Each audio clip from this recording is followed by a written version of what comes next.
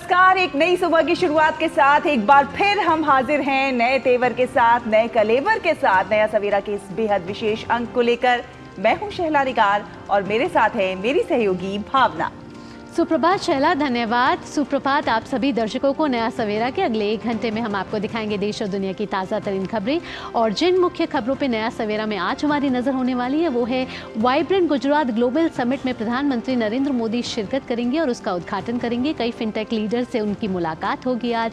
साथ ही साथ अगर बात करें महाराष्ट्र की, तो महाराष्ट्र की सियासत के लिए आज एक बहुत ही महत्वपूर्ण दिन है, क्योंकि उद्धव ठाकरे बनाम एकनाथ शिंदे के विधायकों से जुड़ा हुआ जो फैसला है वो आज आ सकता है। साथ ही साथ बात होगी उत्तर भारत में शीतलहर का कहर जारी है और अंतर्राष्ट्रीय खबरें होंगी, खेल जगत की खबरें होंगी और जीवन के संघर्षों से जुड़ी कहानियां भी होंगी अगले 1 घंटे में।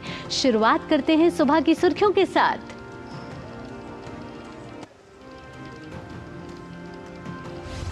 प्रधानमंत्री नरेंद्र मोदी आज गांधीनगर में वाइब्रेंट गुजरात ग्लोबल समिट का करेंगे उद्घाटन। ग्लोबल फिनटेक लीडरशिप फोरम में शीर्ष उद्योगपतियों से मिलेंगे प्रधानमंत्री।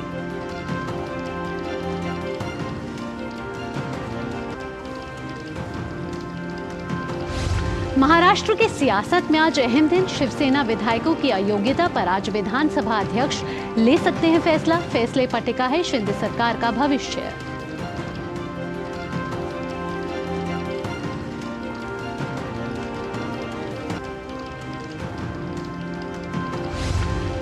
उत्तर भारत में शीतलहर का कहर, अगले 3 दिन तक घने कोहरे का अनुमान। हिमाचल के कुफरी समेत ऊंचे इलाकों में मौसम की पहली बर्फबारी, मुंबई को भी बारिश ने भिगोया।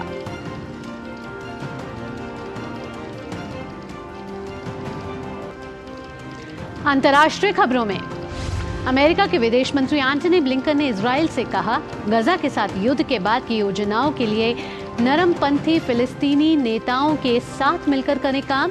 इजरायली सेना के हमले में हिजबुल्लाह कमांडर हुआ ढेर।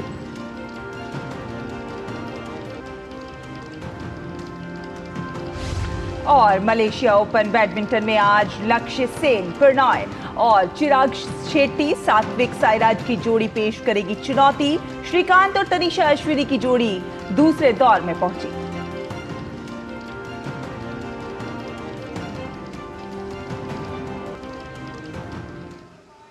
तो आइए नया सवेरा की शुरुआत करते हैं। सबसे पहले देखते हैं देश भर से कुछ खास खबरें और बात करते हैं प्रधानमंत्री नरेंद्र मोदी आज गांधीनगर के महात्मा मंदिर में वाइब्रेंट गुजरात ग्लोबल समिट 2024 का उद्घाटन करेंगे। इस बार के शिखर सम्मेलन का theme gateway to the future है, यानी कि भविष्य का द्वार है। संयुक्त अरब अमीरात के राष्ट्रपति मोहम्मद बिन जायद अल नाहयान, मोजाम्बिक के राष्ट्रपति फिलिप न्यूसी और टिमोर लेस्टे के राष्ट्रपति खोसे रामोस होर्टा, केंद्रीय मंत्री पीयूष गोयल और गुजरात के मुख्यमंत्री भूपेंद्र पटेल इस उद्घाटन सत्र में मौजूद रहेंगे। इस वर्ष के शिखर सम्मेलन में 34 भागीदार देश और 16 भागीदार संगठन भाग ले रहे हैं। इसके अलावा उत्तर पूर्वी क्षेत्र विकास मंत्रालय उत्तर पूर्वी क्षेत्रों में निवेश के अवसरों को प्रदर्शित करने के लिए वाइब्रेंट गुजरात मंच का उपयोग करेगा। शिखर सम्मेलन उद्योग 4.0, प्रौद्योगिकी और नवाचार, सतत विनिर्माण, ग्रीन हाइड्रोजन, इलेक्ट्रिक गतिशीलता और नवीकरणीय ऊर्जा और स्थिरता की ओर परिवर्तन जैसे विश्व स्तरीय प्रासंगिक विषयों पर सेमिनार और सम्मेलन सहित विभिन्न कार्यक्रमों की अध्यक्षता करेगा। शिखर सम्मेलन के उद्घाटन के बाद प्रधानमंत्री नरेंद्र मोदी शीर्ष वैश्विक कंपनियों के मुख्य कार्यकारी अधिकारियों के साथ बैठक करेंगे। इसके बाद वो आज गिफ्ट सिटी जाएंगे, जहां पर शाम में ग्लोबल फिनटेक लीडरशिप फोरम में व्यापार जगत के प्रमुख लोगों के साथ चर्चा करेंगे। वाइब्रेंट गुजरात ग्लोबल समिट में भाग लेने के लिए तमाम विदेशी मेहमान गांधीनगर पहुंच रहे हैं। कल चेक गणराज्य के प्रधानमंत्री पेट्रो फियाला अहमदाबाद पहुंचे, जहां उनका स्वागत गुजरात के मुख्यमंत्री भूपेंद्र पटेल ने किया। चेक गणराज्य के प्रधानमंत्री Petr Fiala vibrant Gujarat global summit में मुख्य अतिथि के तौर पर शामिल हो रहे हैं।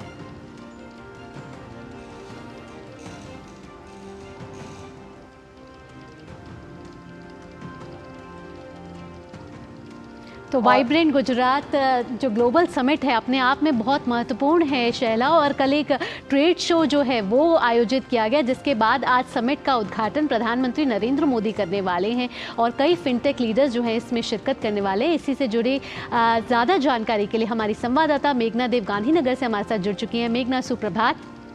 जिस तरीके से हमने देखा है मेघना कि 20 सालों का सफ़र तय करके आया है वाइब्रेंट गुजरात ग्लोबल समिट, और कह सकते हैं कि आत्मनिर्भर भारत के लिए एक समृद्ध गुजरात की परिकल्पना को चरितार्थ कर रहा है ये वाइब्रेंट गुजरात ग्लोबल समिट। आज क्या खास होने वाला है?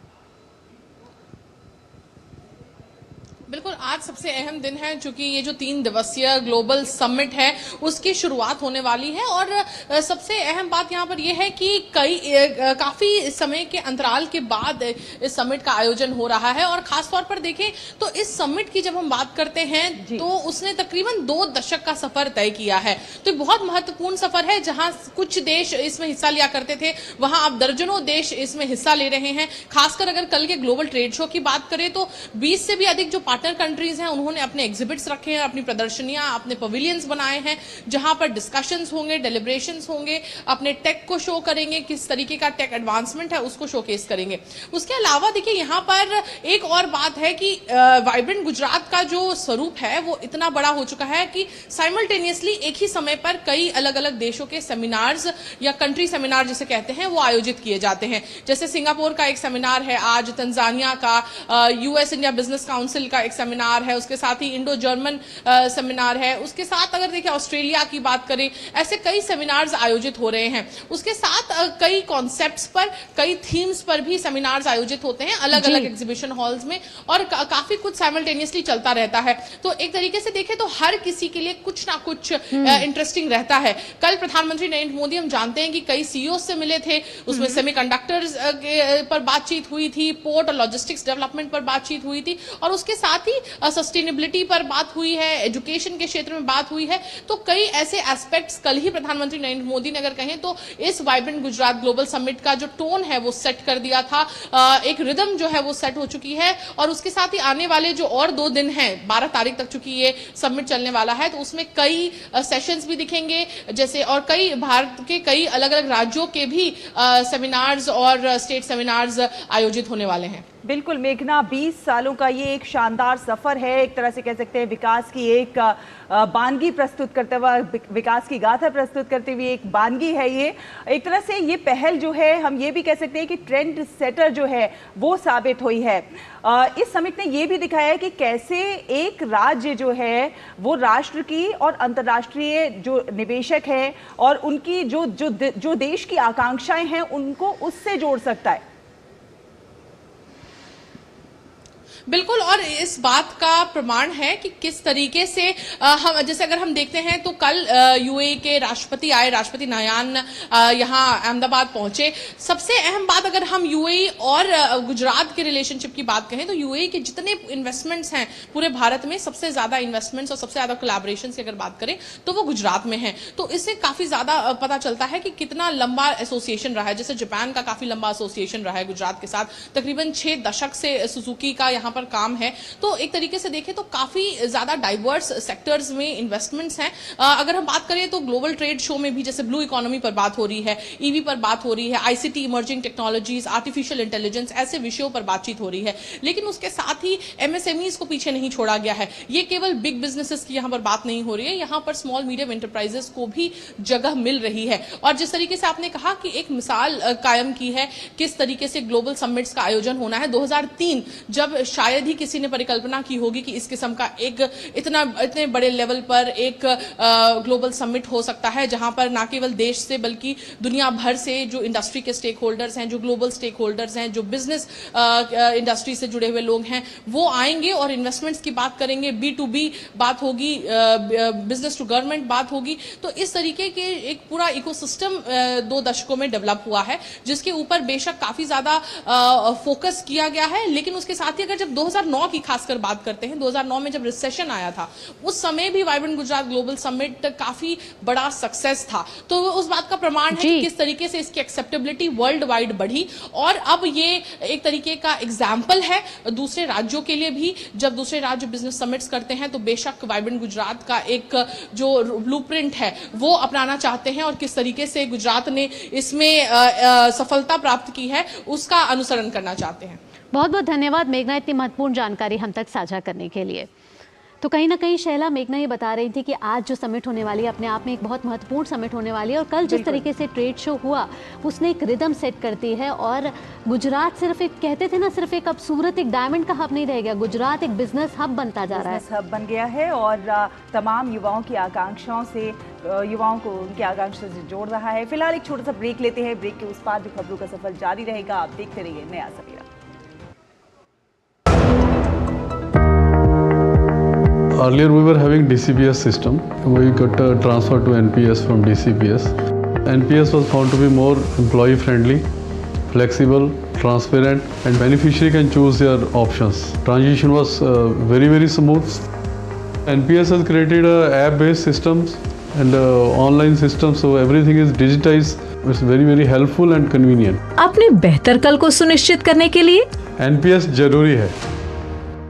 टीबी हारेगा, देश जीतेगा। कितने हसीन सपने हैं इन नन्ही आंखों में, चेहरे पे वो मुस्कान, खुला आसमान और उसमें उड़ती पतंग। इस पतंग को नहीं कटने देंगे हम, इस मुस्कान को एक खुशी बनाएंगे हम। एक सपना खुली आंखों से हमने देखा है, फिर से एकजुट हो जाएंगे हौसले। टीबी मुक्त भारत बनाएंगे, to help India be TB free by 2025।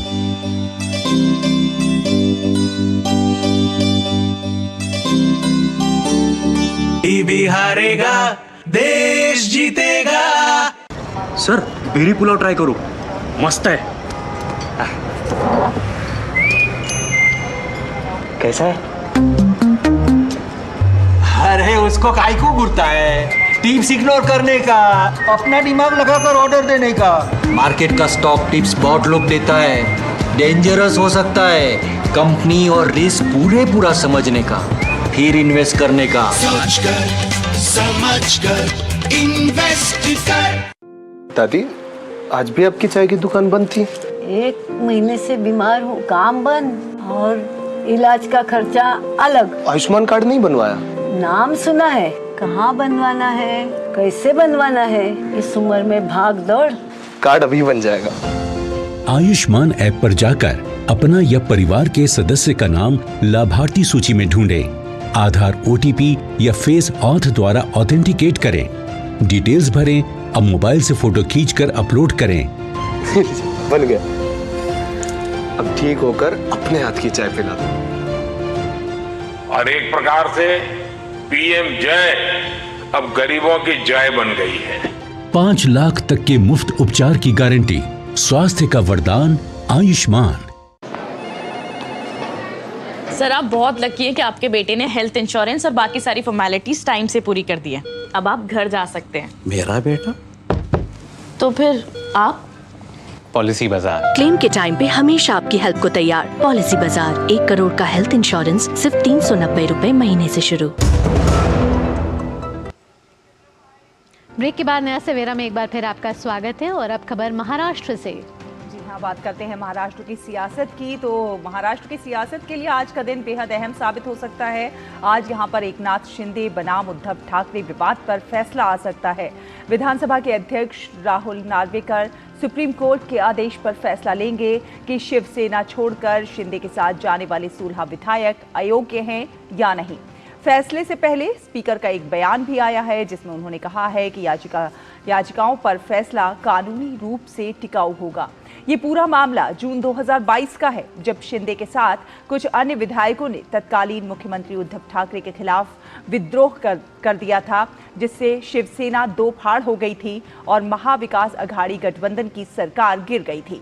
इसके बाद शिंदे ने बीजेपी के समर्थन से नई सरकार बना ली, लेकिन इस दौरान ठाकरे और शिंदे गुट ने एक दूसरे के विधायकों के खिलाफ याचिका दायर की और दल बदल रोधी कानून के तहत अयोग्य ठहराने की मांग की। आज क्या फैसला होगा, इस पर सभी की निगाहें टिकी होंगी। लेकिन इन सब के बीच आज के फैसले से पहले स्पीकर और मुख्यमंत्री के बीच सोमवार को हुई बैठक को उद्धव ठाकरे की शिवसेना ने अनुचित मानते हुए सुप्रीम कोर्ट का रुख किया है, जिस पर स्पीकर ने कहा है कि उन्होंने अपने निर्वाचन क्षेत्र के मौजूदा मुद्दों के संबंध में सीएम से मुलाकात की थी और पूर्व सीएम रह चुके उद्धव ठाकरे को इस तरह से बात नहीं करनी चाहिए।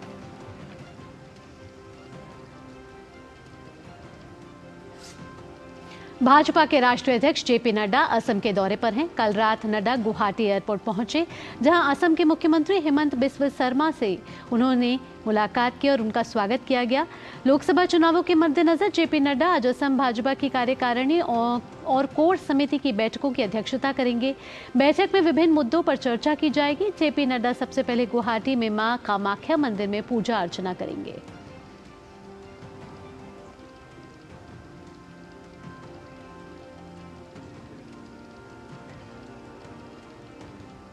और रक्षा मंत्री राजनाथ सिंह के लंदन दौरे का आज आखिरी दिन है। इससे पहले कल उन्होंने BAPS स्वामीनारायण मंदिर पहुंचकर पूजा अर्चना की। राजनाथ सिंह ने 10 किंग्स रोड स्थित अंबेडकर संग्रहालय का भी दौरा किया।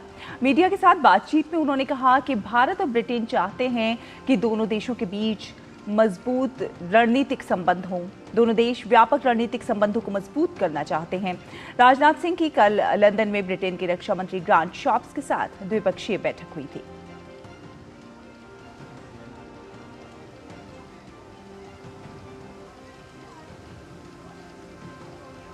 भारत भी चाहता है और यूके भी चाहता है दोनों देशों के बीच जो है स्ट्रेटेजिक जो रिलेशंस जो है काफी मजबूत हो। इसलिए हम सब कॉम्प्रिहेंसिव स्ट्रेटेजिक रिलेशन दोनों देशों के बीच को मजबूत करना चाहते हैं। यही उद्देश्य है हमारा। और आइए अब आपको लिए चलते हैं राम नगरी अयोध्या, जो और दिव्य और भव्य हो रही है और अपनी गरिमा और महिमा के हिसाब से और विकसित होती जा रही है। श्री राम अयोध्या आए, श्री राम अयोध्या आए, श्री राम अयोध्या आए, श्री राम अयोध्या आए। जय सिया राम सिया राम सिया राम, चले भगवान। जय सिया राम सिया राम सिया राम, चले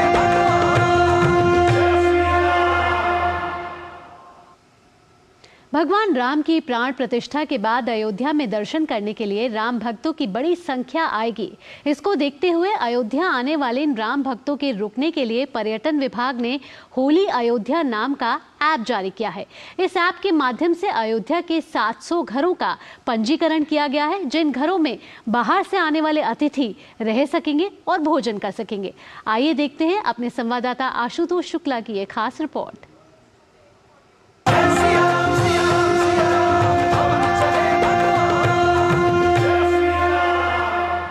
ऐसा अनुमान है कि 22 जनवरी को जब प्राण प्रतिष्ठा अयोध्या में भगवान श्री राम की होगी तो दर्शनार्थियों की संख्या में लगातार वृद्धि होगी। इस वृद्धि के मद्देनजर प्रशासन ने अनेक इंतजाम किए हैं। अयोध्या वासियों ने भी बढ़ करके उसमें भाग लिया है। पर्यटन विभाग द्वारा जो है होम स्टे योजना के तहत लगभग 500 मकान जो है रजिस्टर्ड किए गए हैं। हम बात करेंगे उन्हीं मकान मालिकों से जिन्होंने होम स्टे के लिए अतिथियों के स्वागत के लिए अपने घरों को दे रखा है। तो ऐसे तरह आज सेवा भाव से मैं दे रखा हूँ राम जन्मभूमि की, उससे जो है मैं बहुत लकी उस मामले में हूँ जो मुझे इतना सेवा का अवसर मिला मेरे को। इसका खर्च वगैरह कौन वहन करेगा, कैसे रेट तय होगा, खाना पीना अतिथियों कैसे देंगे, ये सब कुछ? ये सब ADA के माध्यम से निर्धारित किया गया है जी। अयोध्या विकास प्राधिकरण ने पेइंग गेस्ट योजना को रोजगार से जोड़ने की योजना बनाई है। अयोध्या में क्या कुछ चल रहा है, प्राधिकरण के ही अधिकारी राकेश कुमार जी से जानते हैं। पेइंग गेस्ट योजना जो है अयोध्या के लिए एक ऐसा वरदान साबित हुई है कि इस योजना के माध्यम से एक तो जिन लोगों का कोविड में जॉब चली गई थी उनको एक रोजगार मिला और ऐसे लोगों की आमदनी का जरिया बना। प्लस अयोध्या में होटल्स की संख्या उतनी ज़्यादा नहीं है, तो इस उद्देश्य से पेइंग गेस्ट योजना बड़ी कारगर साबित हो रही है। और जो यहाँ पे लोग हैं, अयोध्या के निवासी हैं, उनका अपना घर है और स्पेयर रूम है। 2 रूम से लेके 5 रूम तक इस योजना के अंतर्गत वो रजिस्टर्ड कर सकते हैं। तो अभी तक हमने करीब 600 भवनों को चयनित किया हुआ है। कल्पना है कि भगवान राम का जब भव्य मंदिर अयोध्या में निर्मित हो तो अयोध्या में प्रवेश करते ही अनुभूति भगवान राम की मिले, भक्त की मिले और रहने के लिए घर जैसा वातावरण मिले, खाने के लिए घर जैसा खाना मिले। विवेक के साथ आशुतोष शुक्ला, डीडी न्यूज़, अयोध्या।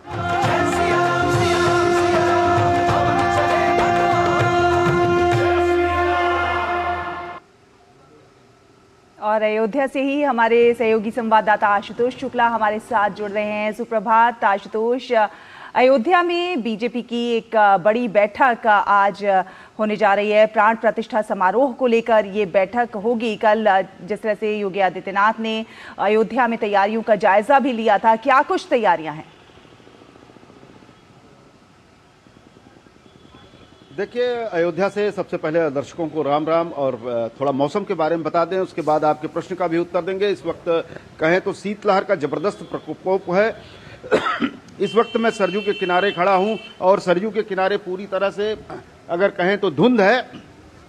कल मुख्यमंत्री योगी आदित्यनाथ ने जो है अयोध्या का दौरा किया था। आज भारतीय जनता पार्टी के वरिष्ठ नेताओं की एक बैठक भी है। अगर आपको हम बताएं तो भारतीय जनता पार्टी या राष्ट्रीय स्वयंसेवक संघ जो इस पूरे राम जन्मभूमि मूवमेंट के पीछे था, जुड़ा हुआ था, वह अब जब मंदिर निर्माण समाप्त हो रहा है, धीरे धीरे बन रहा है, तो किस तरीके से लोगों को ले आकर के और राम मंदिर की जो राम के प्रति जो उनकी आस्था है, किस तरह से ले आकर के उसका दर्शन करवाया जाए और क्या व्यवस्था दी जाए, इसको लेकर के लगातार बैठकें चल रही हैं, तैयारियां चल रही हैं।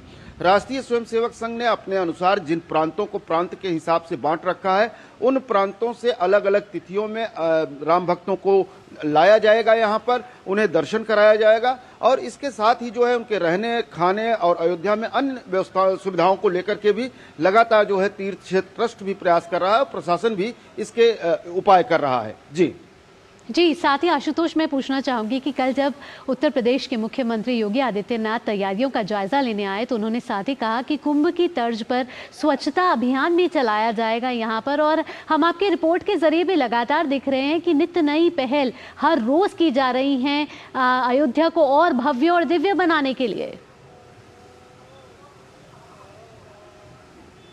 देखिए, अगर कहें तो कल मुख्यमंत्री का दौरा भी इस बात को लेकर के था। लगभग 3800 सफाई कर्मी जो है पूरे अयोध्या में लगाए गए हैं और कोशिश यह है कि जिस तरह से एक मंदिर होता है साफ सुथरा और पूरी तरह से, उसी तरह से संपूर्ण अयोध्या साफ सुथरी नजर आए और जिस तरह से अयोध्या के प्रति लोगों की आस्था है, भक्ति है। हमने तमाम सारे ऐसे आस्थावान भक्तों को देखा है जो अयोध्या में किसी भी साधन से उतरते हैं, पहले इस धरती को प्रणाम करते हैं, उसके बाद मंदिरों में जाकर के हनुमान जी हो या भगवान राम का प्रणाम करते हैं। तो कहीं न कहीं जो है इस पूरी धरती का महत्व है और इस पूरी धरती को कम से कम 22 तारीख को पूरी तरह से सुगंधित पुष्पों से और इत्र से और इसके अतिरिक्त सफाई से हर तरीके से सजाने की व्यवस्था की जा रही है और इसके साथ ही अतिथियों के लिए भी विशेष इंतजाम किए गए हैं। उनके खाने के लिए जगह जगह लंगर चलाए जाएंगे।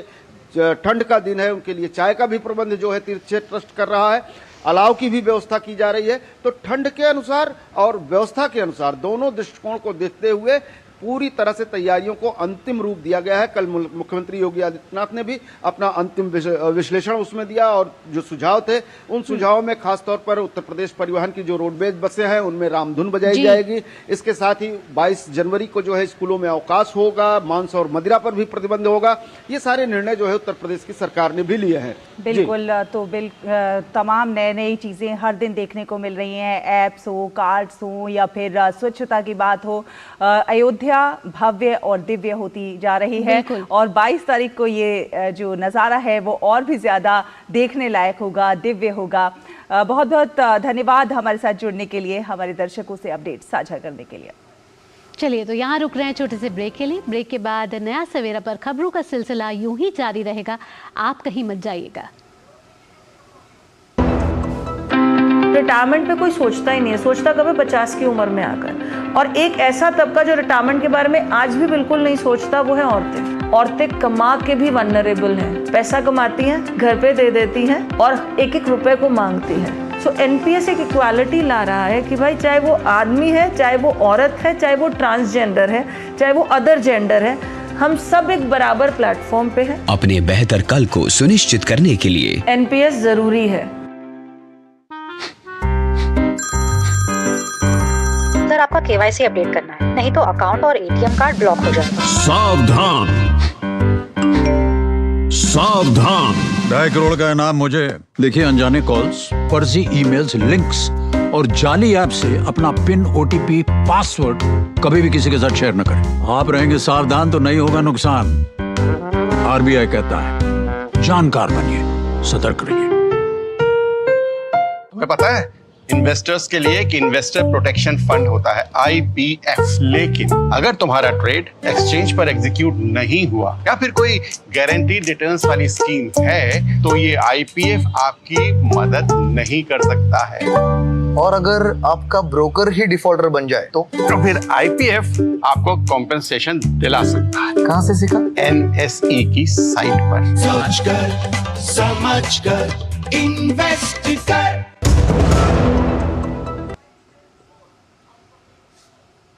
ब्रेक के बाद एक बार फिर स्वागत है आपका। आप देख रहे हैं नया सवेरा और अब बात करते हैं मौसम की। तो बर्फबारी, शीतलहर और बारिश। जी हां, आजकल मौसम की बात करें तो पहाड़ से लेकर मैदान तक सर्दी का सितम ही देखने को मिल रहा है। पूरा उत्तर भारत इस समय शीतलहर और कोहरे की चपेट में है। मौसम विभाग ने चंडीगढ़, उत्तर प्रदेश, पश्चिम बंगाल, उत्तरी मध्य प्रदेश, ओडिशा, बिहार, सिक्किम, असम, मेघालय, मिजोरम और त्रिपुरा में अगले 3 दिनों के दौरान घना कोहरा छाए रहने की आशंका जताई है। उत्तर भारत में अगले कुछ दिन कड़ाके की ठंड जारी रहेगी। वहीं हिमाचल प्रदेश में इस सीजन की बर्फबारी का इंतजार खत्म हुआ। शिमला के पर्यटन स्थल कुफरी समेत चीनी बंगला, महासू पीक, एम्यूजमेंट पार्क, हिप्पीपुरे और छराबड़ा की पहाड़ियों पर बर्फबारी हुई। इस बीच मुंबई को भी बारिश ने भिगो दिया है। देर रात अंधेरी, बांद्रा कुर्ला कॉम्प्लेक्स, बांद्रा और बोरीवली सहित पश्चिमी उपनगरों के कई एक इलाकों में बारिश हुई। इसके चलते तापमान में काफी गिरावट दर्ज की गई है। मौसम विभाग के अनुसार अरब सागर में बने कम दबाव के कारण ये बारिश हुई है। तो मौसम से जुड़ी ज़्यादा अपडेट ले लेते हैं। हमारे संवाददाता देश भर से हमारे साथ जुड़ चुके हैं। नई दिल्ली से हमारे साथ जुड़ रहे हैं निशांत सौरभ और साथ ही भोपाल से जुड़ रहे हैं आदित्य श्रीवास्तव। दोनों को सुप्रभात। निशांत और आदित्य, सबसे पहले मैं आदित्य के पास आना चाहूँगी। आदित्य, मैं आपसे पूछना चाहूँगी कि मध्य प्रदेश में भी शीतलहर का कहर जारी है और हम देख रहे हैं कि मध्य प्रदेश के अलग अलग शहरों में तीनों तरह का मौसम देखा जा रहा है। कहीं बारिश हो रही है, कहीं कोहरा हो रहा है और कहीं ये भी अनुमान जताया जा रहा है मौसम विभाग के द्वारा कि बारिश के साथ ओले पड़ने की भी संभावना है। भावना बिल्कुल सही कह रही हैं आप, लेकिन पिछले 24 घंटे ने अगर 42 डिस्ट्रिक्ट की अगर बात की जाए, 42 जिलों की अगर बात की जाए मध्य प्रदेश की, तो उसको कोहरे ने अपनी चपेट में ले रखा हुआ है और अब ओले पड़ने की संभावना नहीं, ओले गिर चुके हैं। ग्वालियर में कल शाम की या देर रात की अगर बात की जाए तो ओले गिर चुके हैं। बारिश भी रिकॉर्ड की गई है ग्वालियर में अगर देखा जाए तो कुल मिलाकर देखा जाए जो हरियाणा के ऊपर एक वेस्टर्न डिस्टर्बेंस जिस तरीके से चल रहा है और उसकी वजह से मध्य भारत और दक्षिण उत्तर भारत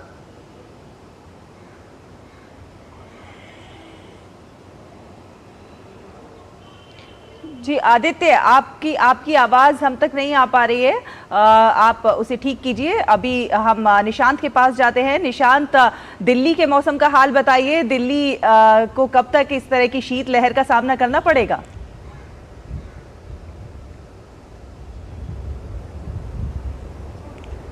जी देखिए, आज जनवरी की 10वीं तारीख है और इन 10 दिनों में हमने देखा है कि केवल 2 ही दिन ऐसा रहा है जब हमें धूप देखने को मिली है और बाकी दिनों में हम देख पा रहे हैं कि धूप के दर्शन नहीं हो पा रहे हैं।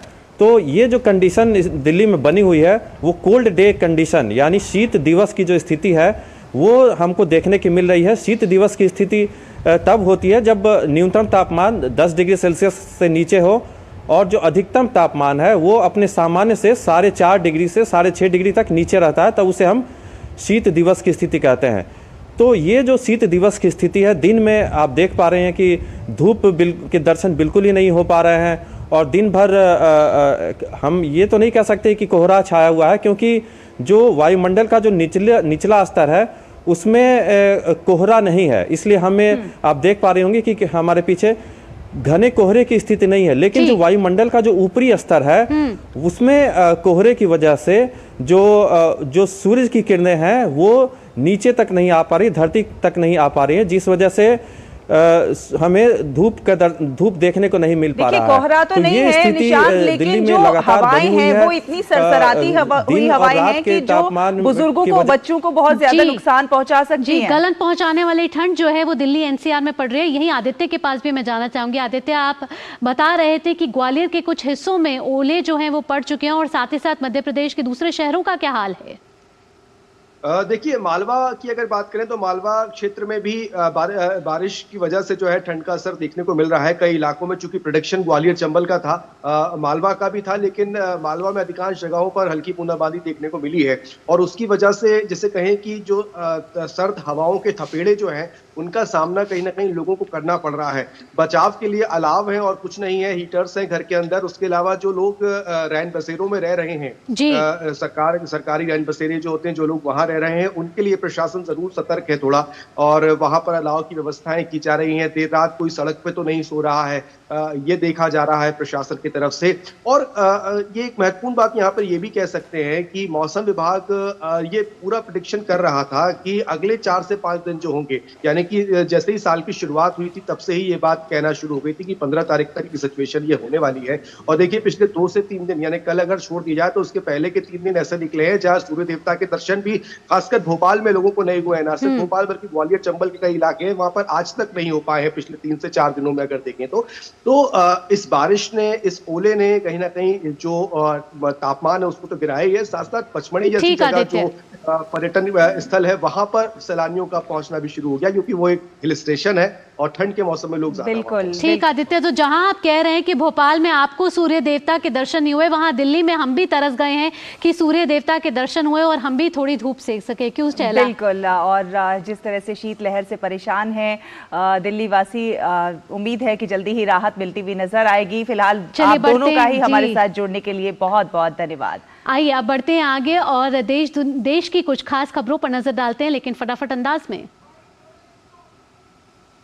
पंक्ति के अंत में खड़े व्यक्ति के जीवन में बदलाव लाने का काम। महाराष्ट्र के ठाणे शहर में राम भाव मार्गे स्मृति व्याख्यान माला को केंद्रीय सूचना एवं प्रसारण मंत्री अनुराग ठाकुर ने संबोधित किया। व्याख्यान माला का विषय श्री राम पूजा से राष्ट्र पूजा था। इस मौके पर केंद्रीय मंत्री ने कहा कि भारतीयों का इंतजार अब खत्म हो रहा है और जल्दी ही भव्य राम मंदिर अयोध्या में बन रहा है। विश्व स्वास्थ्य संगठन आज नई दिल्ली में ICT 11 module 2 morbidity course launch करेगा। आयुर्वेद सिद्ध यूनानी प्रणालियों पर आधारित रोगों से संबंधित डेटा और शब्दावली अब WHO के ICD-11 क्लासिफिकेशन में शामिल की जाएगी। पूर्व राष्ट्रपति रामनाथ कोविंद आज दिल्ली में भारतीय जनसंचार संस्थान IIMC के दीक्षांत समारोह में शामिल होंगे। IIMC का ये 55वां दीक्षांत समारोह होगा।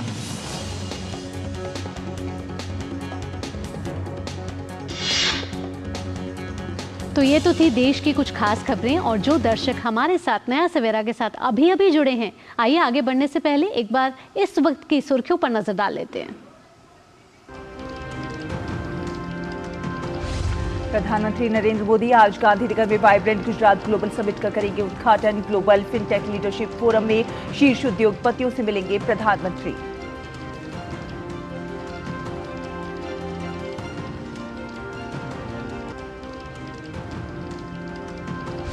महाराष्ट्र की सियासत में आज अहम दिन। शिवसेना विधायकों की अयोग्यता पर आज विधानसभा अध्यक्ष ले सकते हैं फैसला। फैसले पर टिकी है शिंदे सरकार का भविष्य।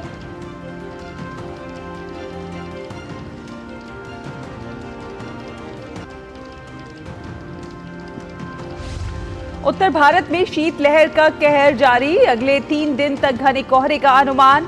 हिमाचल के कुफरी समेत ऊंचे इलाकों में मौसम की पहली बर्फबारी। मुंबई को भी बारिश ने भिगोया।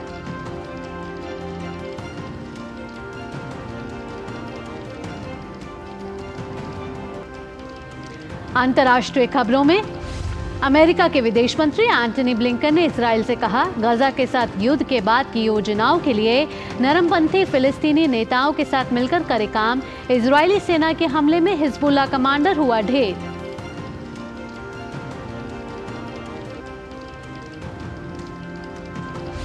और मलेशिया ओपन बैडमिंटन में आज लक्ष्य सेन, प्रणॉय और चिराग शेट्टी सात्विक साईराज की जोड़ी पेश करेगी चुनौती। श्रीकांत और तनिषा अश्विनी की जोड़ी दूसरे दौर में पहुंची।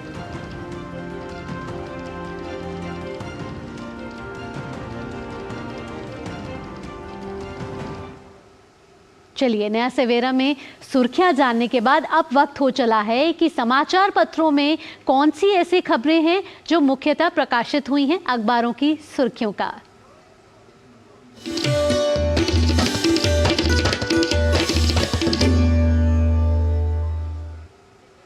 तो अखबारों की सुर्खियां जानने के लिए आपको लिए चलते हैं सीधे हमारे न्यूज रूम में मौजूद है हमारी सहयोगी संध्या शर्मा। संध्या, बताइए आज कौन कौन से प्रमुख अखबारों ने किन खबरों को प्रमुखता से छापा है?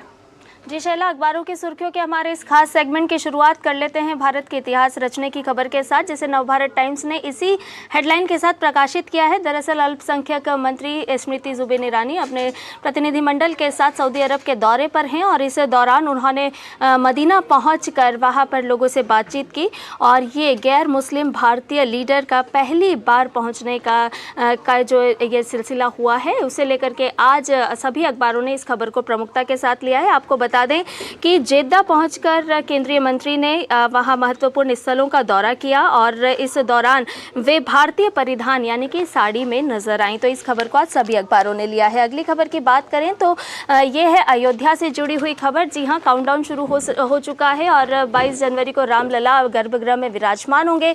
इसको लेकर के सभी अखबार रोजाना अलग अलग स्टोरी के साथ, अलग अलग एंगल के साथ इन खबरों को प्रकाशित कर रहे हैं। पंजाब केसरी ने आज इस खबर को बताया है जिसमें राम मंदिर में पहला सोने का दरवाजा लग चुका है। इस खबर को आज सभी अखबारों ने लिया है। 3 दिन में और 13 दरवाजे सोने के लगने वाले हैं, ये बात भी बताई गई है। साथ ही सूत्रों के हवाले से एक और बात अखबारों ने आज ली है और बताया है कि राम मंदिर के प्रति आस्था दिखाएं, आक्रामकता नहीं, यह प्रधानमंत्री नरेंद्र मोदी ने कहा है। अगली खबर की बात करें तो ये भी राम मंदिर से ही जुड़ी हुई है। दरअसल झारखंड की 85 वर्षीय एक बुजुर्ग महिला जो उद्घाटन के बाद तोड़ेंगी 30 साल का मौन व्रत, यानी कि उन्होंने 30 सालों से मौन व्रत ले रखा है और उनके परिजनों ने बताया है कि दिसंबर 1992 से ये मौन व्रत उन्होंने लिया हुआ है। जब रामलला अब अयोध्या में अपने गर्भगृह में विराजमान होंगे तब वो अपने इस मौन व्रत को तोड़ेंगी, पूरा होगा उनका ये मौन व्रत। अगली खबर की बात करें तो आज विश्व हिंदी दिवस है और इसको लेकर के सभी अखबारों ने स्टोरी प्रकाशित की है। आपको बता दें कि जिस तरह से भारत की साख अंतर्राष्ट्रीय पटल पर बढ़ी है तो भारत की राजभाषा हिंदी है और हिंदी ने भी अपना वर्चस्व कहीं ना कहीं कायम किया है। आज इस खबर को दैनिक जागरण अखबार ने अपने राष्ट्रीय पेज पर लिया है और बताया है कि किस तरह से प्रधानमंत्री नरेंद्र मोदी कई बार अंतर्राष्ट्रीय पटल पर हिंदी में बात करते हैं तो वहीं भारत आने वाले राजदूत भी हिंदी में ही बात करते हैं और तीसरी सबसे ज़्यादा बोली जाने वाली हिंदी भाषा है। अगली खबर की बात करें तो ये सभी अखबारों में आज पहले पेज पर है। दरअसल शीतलहर की गिरफ्त में राजधानी है और बाकी जगह भी ठिठुरन बढ़ी हुई है, तो इसे लेकर के भी आज सभी अखबारों ने इस खबर को लिया है। और चलते चलते बात कर लेते हैं हिंदुस्तान अखबार की इस स्टोरी के साथ। दरअसल एक अध्ययन है जिसमें बताया गया है कि 1 लीटर बोतल बंद पानी में पाए गए नैनो प्लास्टिक के लाखों कण, यानी कि यदि आपको लगता है कि आप बोतल बंद पानी पीते हैं और वो आपके शरीर के लिए, आपके स्वास्थ्य के लिए ज़्यादा सुरक्षित है, तो ऐसा नहीं है, उसमें भी नैनो प्लास्टिक के कण पाए गए हैं। ये एक शोध के माध्यम से आज हिंदुस्तान अखबार ने इस खबर को प्रकाशित किया है। धन्यवाद संध्या, इतनी सारे समाचार पत्रों को इतने कम समय में उनकी जो खबरें हैं उनको समेटने के लिए, उसके लिए बहुत बहुत धन्यवाद आपका। चलिए बढ़ते हैं आगे और बुलेटिन में वक्त हो चला एक छोटे से ब्रेक का। ब्रेक के बाद खबरें होंगी फटाफट अंदाज में, आप कहीं मत जाइएगा, देखते रहिए नया सवेरा। NPS is a mode of creating post-retirement corpus having 2 basic characters in it with its hand: disciplined saving and vigilant investment. अगर ये दोनों उसके क्राइटेरियाज मीट आउट होते हैं तो रिटायरमेंट कॉर्पस को पैदा करने के लिए इससे बढ़िया तरीका जो सिंपलेस्ट मोड में है वो और कोई अवेलेबल नहीं है। अपने बेहतर कल को सुनिश्चित करने के लिए एनपीएस जरूरी है। सर बेरी पुलाव ट्राई करो, मस्त है। कैसा है? अरे उसको काहे को घूरता है? टिप्स इग्नोर करने का, अपना दिमाग लगाकर ऑर्डर देने का। मार्केट का स्टॉक टिप्स बहुत लोग देता है, डेंजरस हो सकता है। कंपनी और रिस्क पूरा समझने का, फिर इन्वेस्ट करने का। समझ कर इन्वेस्ट कर। मोदी सरकार की गारंटी, हर गरीब का मुफ्त इलाज। 55 करोड़ लोगों को दी हर साल 5 लाख रुपए तक के मुफ्त इलाज की निश्चिंतता। हमारा संकल्प विकसित भारत। ब्रेक के बाद स्वागत है आपका। आप देख रहे हैं नया सवेरा और अब बात करेंगे विकसित भारत संकल्प यात्रा की।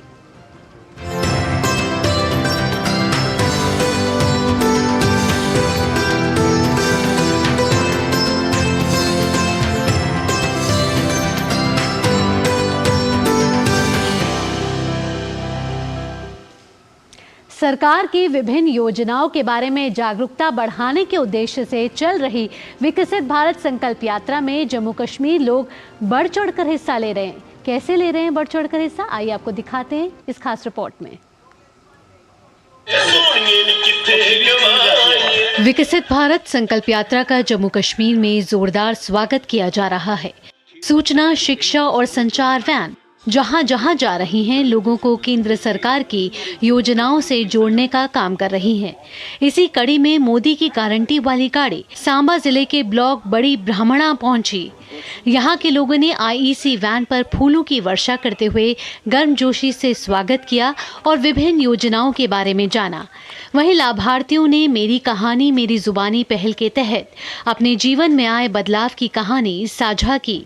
मोदी जी का बड़ा शुक्रिया जो हमें सिलेंडर दिया। साढ़े को पैसे नहीं है, मेरा पथरी ऑपरेशन हुआ, आयुष्मान कार्ड फ्री ऑपरेशन हुआ मेरा, साढ़े को पैसे नहीं। मोदी जी का शुक्रिया। मोदी साहब की स्कीम करना शुक्रिया असें 6000 रुपये सालाना मिलता, ट्रैक्टर के पैसे भी दे सकते, खाद भी पाई सकते, तो सारा अच्छा काम चला था, अच्छी स्कीम है। उधमपुर की सियाल जट्टा पंचायत में विकसित भारत यात्रा कार्यक्रम आयोजित की गई। यहाँ भी स्थानीय लोगों ने सूचना, शिक्षा और संचार वैन का स्वागत किया। कार्यक्रम के दौरान आईईसी वैन के माध्यम से ग्रामीणों को केंद्र सरकार की जन कल्याण की योजनाओं के बारे में जागरूक किया गया। लाभार्थियों ने योजनाओं से मिले लाभ के बारे में बताया। पहले तो हम बाहर जा नहीं सकते थे, ऐसे कि अकेले कहीं बैंक में पता नहीं चलता था कि हमने क्या करना क्या नहीं, फॉर्म बनना नहीं आता था। अभी हमने बहुत कुछ सीखा है। हमारी लेडीज़ जो लोन वगैरह लेती हैं, कईयों ने अपने पार्लर वगैरह खोले हैं, कईयों ने टेलर का काम किया है। वो हमारे हर एक नागरिक के लिए इतना कर रहे हैं। हम इस सरकार का और अपने देश के जो प्रधानमंत्री हैं उनका धन्यवाद करते हैं। जितनी भी स्कीमें मोदी सरकार जी ने लाई हैं वो ज़्यादातर गरीब लोगों से और जो आम जनमानस है उनसे जुड़ी हुई हैं। चाहे आप PMA-22 के तहत मकान की बात करें, चाहे आप आयुष्मान की बात करें जिसमें कि 5 लाख तक जो इलाज फ्री हो रहा है। हमारी सरकार जो हमें जो स्कीमें दे रही है, जो घर घर जाके जो कैंप लग रहे हैं या लोगों को अवेयर किया जा रहा है, तो इसके लिए मैं अपनी केंद्र सरकार का तहे दिल से शुक्रगुजार हूँ। वहीं रामबन जिले के बनिहाल में विभिन्न विभागों द्वारा लगाए गए स्टॉलों में लोगों को जागरूक किया गया। साथ ही प्रधानमंत्री आयुष्मान योजना के गोल्डन कार्ड और राशन कार्डों के लिए रजिस्ट्रेशन करवाया गया। प्रधानमंत्री आवास योजना के लाभार्थियों को उनके घरों की सांकेतिक चाबी देकर सम्मानित किया गया।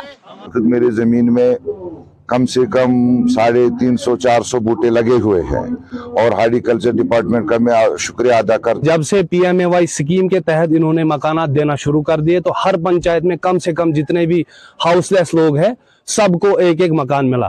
किसान सम्मान योजना जो कि मतलब हमारे किसान भाइयों को 2-2 हजार रुपये मतलब मिलते हैं, यानी साल के 6000 मिलते हैं। हम उनके बहुत ही शुक्रगुजार है।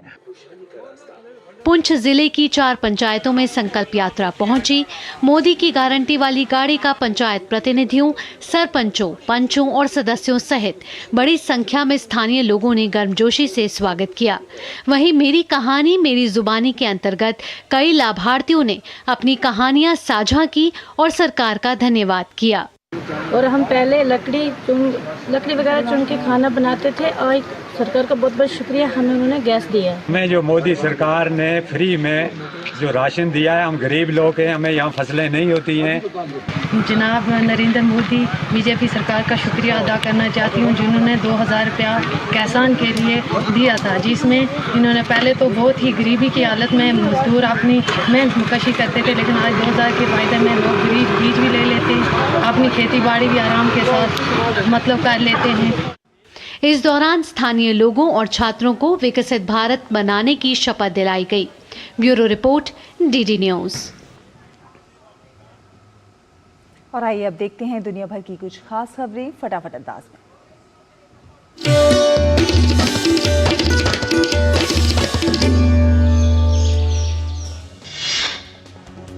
अमेरिकी विदेश मंत्री एंटनी ब्लिंकन ने इजरायली नेताओं से कहा है कि वो गाजा के साथ युद्ध के बाद की योजनाओं के लिए नरमपंथी फिलिस्तीनी नेताओं के साथ मिलकर काम करें। अमेरिकी विदेश मंत्री एंटनी ब्लिंकन ने इजरायल के रक्षा मंत्री योव गैलांट से मुलाकात की। इसके बाद ब्लिंकन ने इजरायल के प्रधानमंत्री बेंजामिन नेतन्याहू से भी मुलाकात की।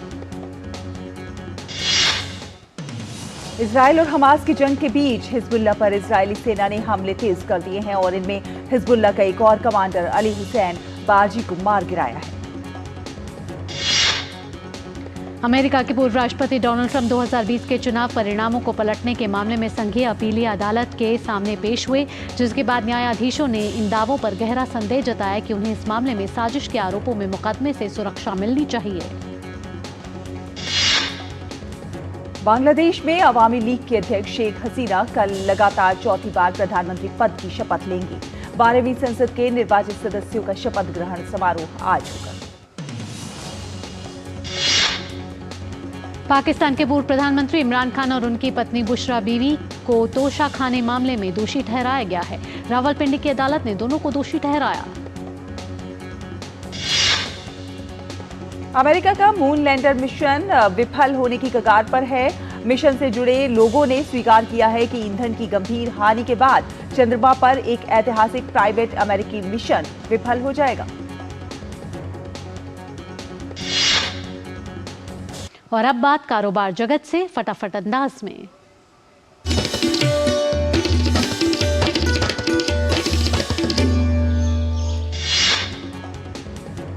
Online gaming company delta Corp ने कहा है कि 23,200 करोड़ रुपए से अधिक की जीएसटी की मांग मनमानी और कानूनी प्रावधानों के विपरीत है, लिहाजा उसने इस कर भुगतान के लिए कोई प्रावधान नहीं किया है। वाहन डीलर संघों के महासंघ ने बताया है कि देश में इलेक्ट्रिक वाहनों की बिक्री बीते साल सालाना आधार पर 49.25% बढ़कर 15,29,947 इकाई हो गई है। विदेशों में सुधार के रुख के बीच देश के तेल तिलहन बाजारों में मूंगफली तेल तिलहन में स्थिरता को छोड़कर सरसों, सोयाबीन तेल तिलहन, कच्चा पाम तेल और पामोलीन तथा बिनौला तेल कीमतों में सुधार देखने को मिला है। ई कॉमर्स मंच एम जंक्शन सर्विसेज ने एमएसएमई पर खास ध्यान देते हुए निर्यात को बढ़ावा देने के लिए इंजीनियरिंग निर्यात प्रोत्साहन परिषद EEPC के साथ MOU पर हस्ताक्षर किए हैं। केंद्रीय सड़क परिवहन एवं राजमार्ग मंत्री नितिन गडकरी ने राजमार्गों के निर्माण के लिए सलाहकारों द्वारा तैयार की गई विस्तृत परियोजना रिपोर्ट की खराब गुणवत्ता पर चिंता जताई।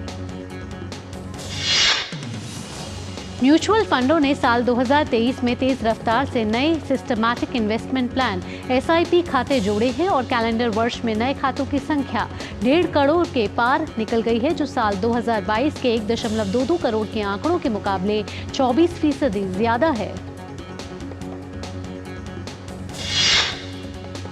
और अब खबरें खेल की दुनिया से।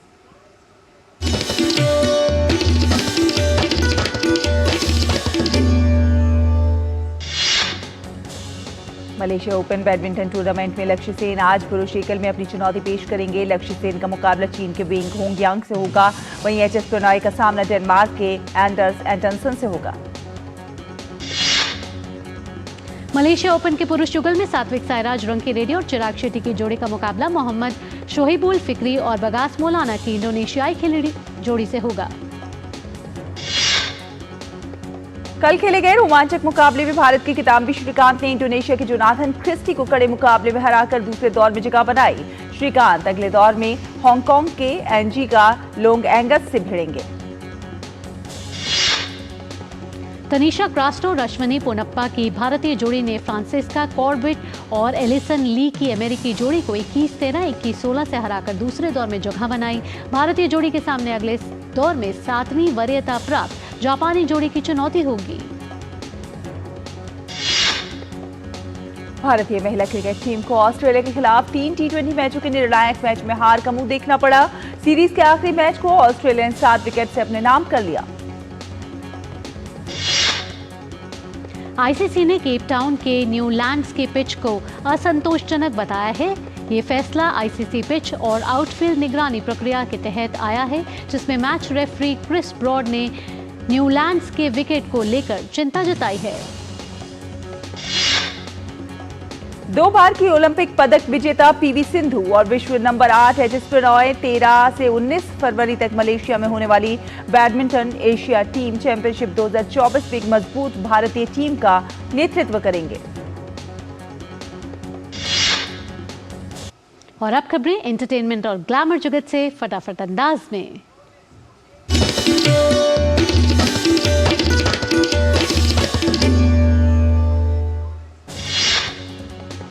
विक्रांत मैसी की फिल्म 12th फेल पूरी दुनिया में पसंद की जा रही है। अब फिल्म ने IMDb रेटिंग में भी शानदार प्रदर्शन करते हुए शीर्ष स्थान प्राप्त किया है। ऋतिक रोशन और Deepika Padukone starrer film fighter को लेकर दर्शकों में काफी उत्साह देखने को मिल रहा है। दोनों कलाकार पहली बार एक साथ स्क्रीन शेयर करते हुए नजर आएंगे। दक्षिण भारतीय सिनेमा के मशहूर अभिनेता रवि तेजा बहुत जल्द अजय देवगन की हिट फिल्म रेड की तेलुगु रीमेक में मुख्य किरदार में नजर आ सकते हैं। फिल्म एनिमल के निर्माताओं ने नए साल के दूसरे सप्ताह पर सिने प्रेमियों को एक खासा तोहफा दिया है। एनिमल के निर्माताओं ने ऐलान किया है कि अब दर्शक एनिमल को महज 100 रुपए में सिनेमाघरों में देख सकते हैं।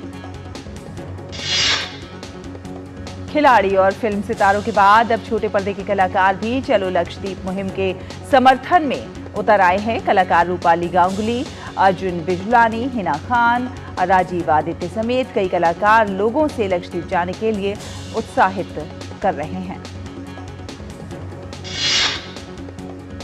और आइए अब बात कर लेते हैं आपकी सेहत की।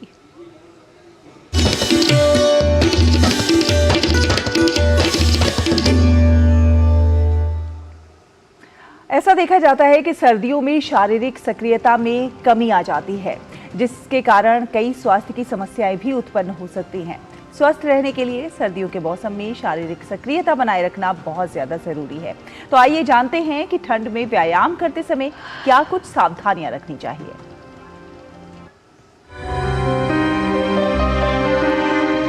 जैसे जैसे सर्दी बढ़ती है और तापमान कम होता है, शारीरिक सक्रियता में भी कमी आती है, जिसके कारण स्वास्थ्य की समस्याओं का खतरा बढ़ सकता है। ठंड के मौसम में व्यायाम करना सक्रिय रहने और सर्दी में स्वास्थ्य को बेहतर रखने का अच्छा विकल्प है। ये महत्वपूर्ण है कि यदि आप व्यायाम कर रहे हैं तो सर्दी में व्यायाम करते समय कुछ सावधानियां बरती जाएं, जिससे ये सुनिश्चित हो कि व्यायाम सुरक्षित तरीके से हो रहा है और इसके कारण कोई अन्य समस्या उत्पन्न नहीं हो रही। सर्दियों में सुबह के वक्त जो लोग सैर करने पहले जाते थे उनको दिक्कत हो सकती है, क्योंकि ठंड ज़्यादा होती है और उस समय एयर पॉल्यूशन भी अधिक होता है। तो आप कोई और समय चुनिए दिन का जब आपको व्यायाम करने में सुविधा हो, जब तापमान भी आपके मन मुताबिक हो और पॉल्यूशन भी कम हो। उसके लिए आप दोपहर का समय या शाम का समय चुन सकते हैं। यदि बाहर बहुत प्रदूषण है तो आप इंडोर एक्टिविटी और एक्सरसाइज पे भी ध्यान दीजिए। घर के अंदर टहलना बहुत ज़रूरी है, दिन भर की अलग एक्टिविटीज़ में अपने आप को इन्वॉल्व करना बहुत ज़रूरी है। उसके अलावा अगर संभव हो तो एक्सरसाइज साइकिल खरीदी जा सकती है या कोई जिम ज्वाइन किया जा सकता है जहां एक्सरसाइज साइकिल के अलावा ट्रेडमिल, क्रॉस ट्रेनर और इस प्रकार के एक्सरसाइज के इक्विपमेंट्स होते हैं। तो ये तो थी आपकी सेहत की बात, जहां बताया जा रहा था कि सर्दियों के समय आप व्यायाम करते समय किन सावधानियां को बरत सकते हैं। आइए बढ़ते हैं आगे और बात करते हैं मौसम की और जानते हैं विभिन्न राज्यों और शहरों का न्यूनतम और अधिकतम तापमान।